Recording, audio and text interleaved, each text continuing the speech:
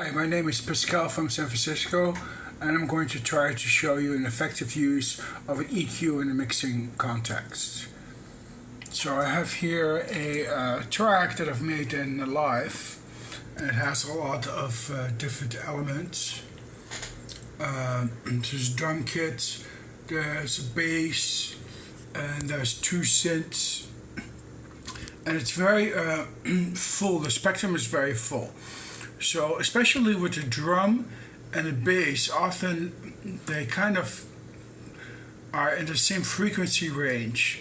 And in order to make the drums pop out more, what I do is I isolate the frequency at where the drum is at, and cut and lower the EQ on the other frequencies. So I'll start playing it, and you'll get to see the EQ for the drum.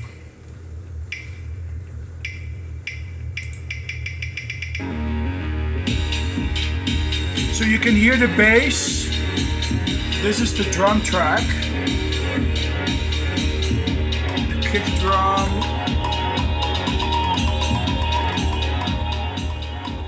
It's about 48 Hertz. And what I did here with the EQ, I exaggerated those frequencies and I lowered the EQ on the other frequencies. Now when I click on the bass track, here's the bass track, and here's the main frequency of the bass, which is at 75 Hertz. And what I did to accentuate that is I set the EQ at 73 Hertz and I made it quite a little bit of I raised it a little bit. So this way, the drum and the bass don't really compete with each other. So EQ for the drum, it's about here. EQ for the bass.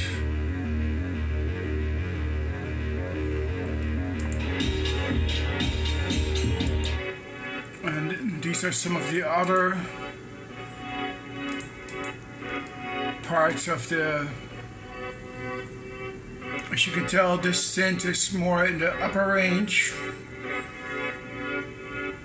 and I have set the EQ to accentuate that a little bit. And then there's another synth, and it has a little more even in a higher frequency up, but you can see that the spectrum is pretty wide, so this still shines through to the mix. And the EQ is about the same as the other synth. But I also applied a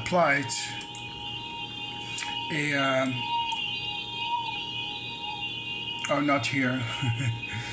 But I've also used a flanger to comb filter some of the frequencies and let them go through. So this was my explanation of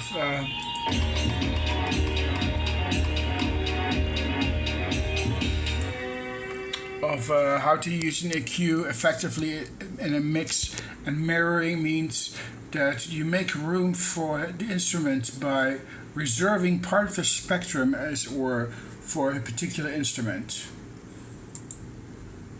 As you can see, this is the kick drum. It's very low frequency. Then here we have the bass, also low frequency but a little higher up and a very steep slope, so to make room for the kick drum. There you go. I hope this helped. This was my presentation. Thank you for paying attention.